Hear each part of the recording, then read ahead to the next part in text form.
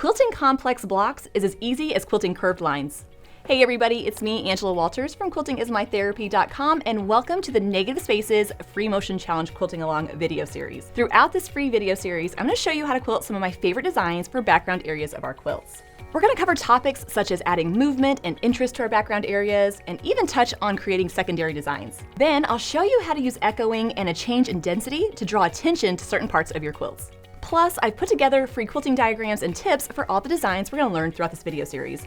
Once we're finished, you're going to feel so much more confident quilting these areas of your quilts. To learn more about the whole video series, click the link in the description box below or visit quiltingismytherapy.com. This week's video challenge actually consists of two different videos. In this video, we're going to focus on the quilt blocks and learn about continuous curve designs.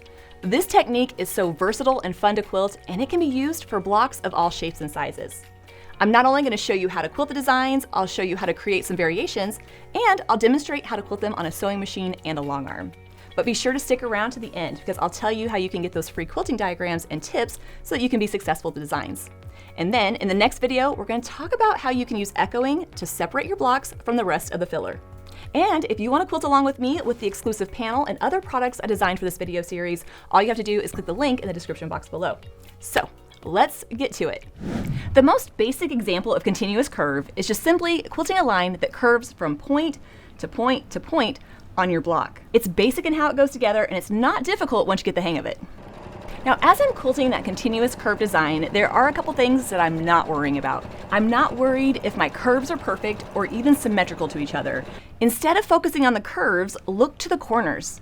As I'm quilting the design, I put my eyes where I want the design to end and trust my hands to bring me there. The great thing is that even if it doesn't hit that point perfectly, once you step back, it's gonna look beautiful. This is the most basic example of that continuous curve design, but there's a lot of different ways that you can quilt it and a lot of different variations that you can make with this design. If I'm using this design on my quilts, chances are there's more than one block that I'm filling in. You can change up the way you quilt it so that you can quilt multiple blocks efficiently. So I've marked out a few squares, and we're gonna quilt the continuous curve design without breaking thread.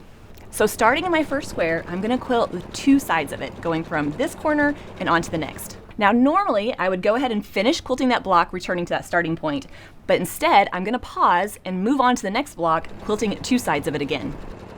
Basically, I'm just quilting part of the blocks, and I'm gonna keep doing that until I reach the end of my blocks or as far as I wanna go with it.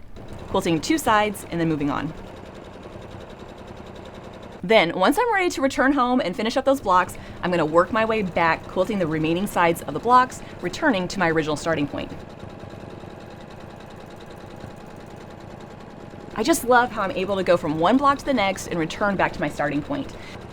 Because once we actually start using this technique on quilts, it's going to help you be more efficient with your quilting and help you get even more quilting done quicker. And this is something you can do if your blocks are all in a row or even if you're working with a group of them like a 9-patch.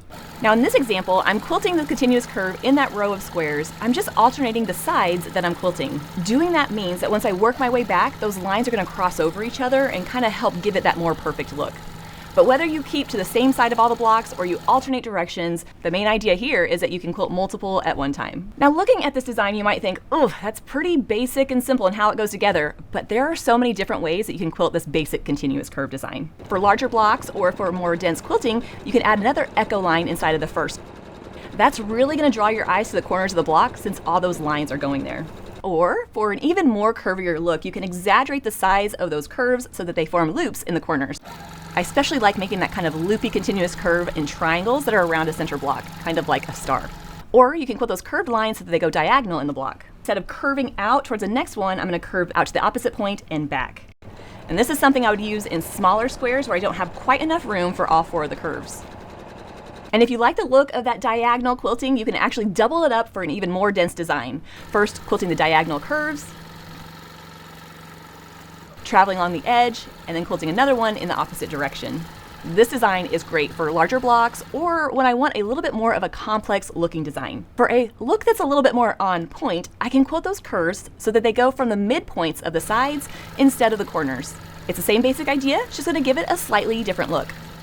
This is perfect if you want to use your quilting to group a bunch of smaller blocks together. Sometimes we'll see those blocks that are a little too small for the continuous curve, so using the quilting to group them together just kind of helps pack a little bit more punch. Try this design in different shaped blocks as well, including star blocks. It's as simple as choosing where you want the lines to curve to, traveling along the edge, and repeating.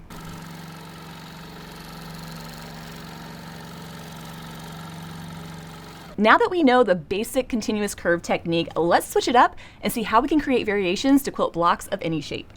To create the different variations we're going to see here, I'm still quilting curved lines. I'm just changing up the points on which I'm quilting them to. For instance, with the flowery kind of continuous curve design, I'm going to start from one corner of my block and quilt a curved line that goes to the next. Then I'm going to quilt a line that goes out to the opposite corner and back, and then on to the other side. Since all the lines are coming to that one corner of the block, it's really going to help draw your attention to that area. Not only does this design fill those larger blocks beautifully, it ends on the opposite side that you start, which means if I'm quilting multiple blocks, I can continue along without having to start a new line of quilting. For more dense quilting, you can add even more arcs to that flower design.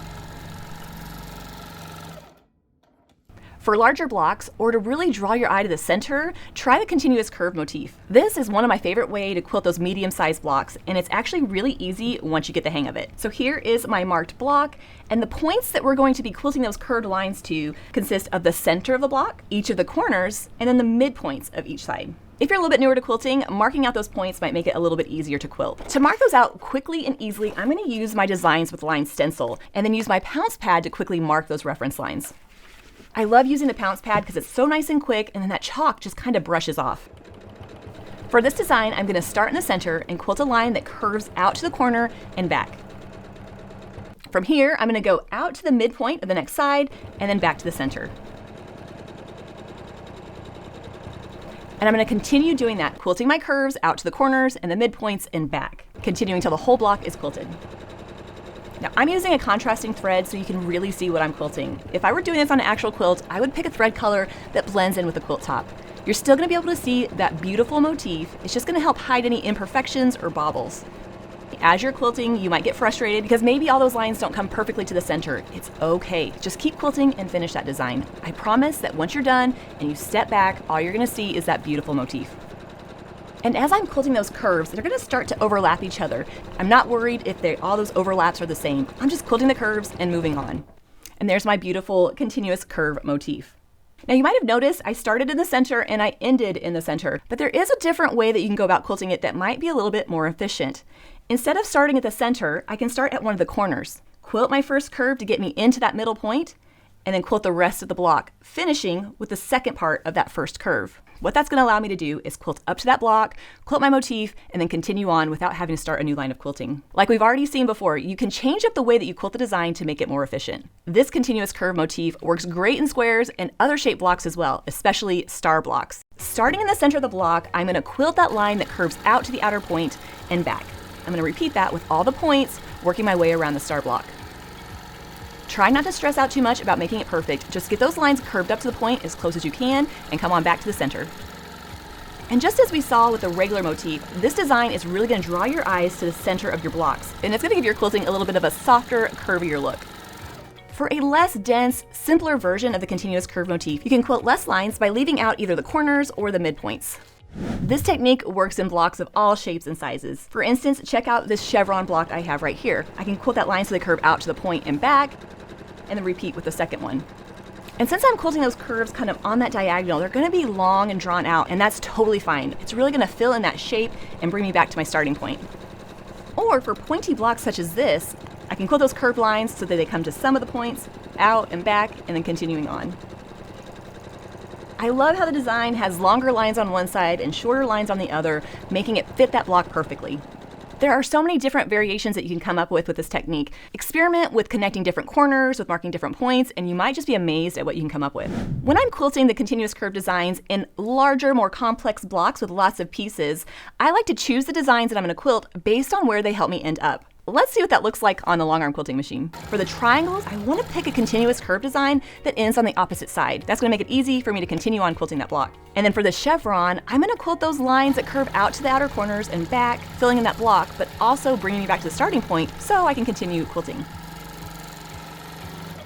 From there, I can resume quilting the triangles, repeating the designs as I work my way around the block.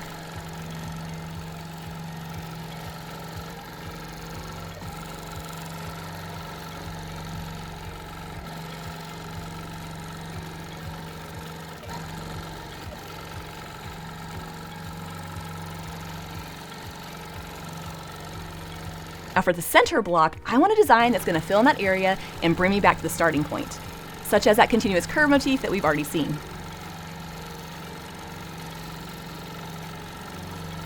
Then I can continue quilting the rest of the blocks with continuous curves that help me move through that area.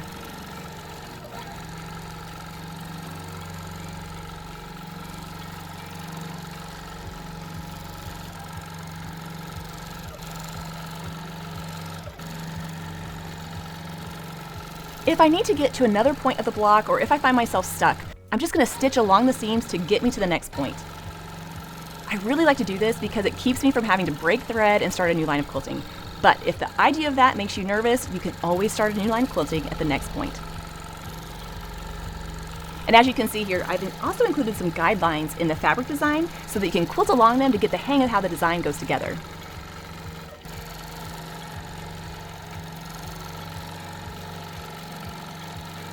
And then from here, I'm going to keep quilting a continuous curve design that ends on the opposite side so I can keep quilting. It's so amazing that we can take that basic technique and create so many different variations that can quilt so many different blocks. So be sure to experiment with this technique. I think you might be surprised with what you come up with. Now it's your turn. If you're quilting along with me on the custom quilt panel I designed for this video series, go ahead and quilt the blocks highlighted in red with the continuous curve designs of your choice. You can quilt the designs we've learned in this video, or come up with your own design variations. And as you can see here, I've included some guidelines in the fabric design of the panel so that you can quilt right along the top of them to get the hang of how the designs go together. And be sure to check out those free downloadable quilting diagrams that will give you tips on quilting the continuous curve designs on your quilts. Or if you need a little bit more help with the designs, or you want to get even more tips, quilting samples, and photos, be sure to check out my expanded resource PDF. For just a few dollars, you get even more quilting diagrams, even more tips, and even more quilted samples. To learn more about those or the other products we've seen in the video series, just click the link in the description box below. Now, be sure to check out the next video in the series where we learn how to use echoing to highlight those blocks. Until then, everybody, happy quilting.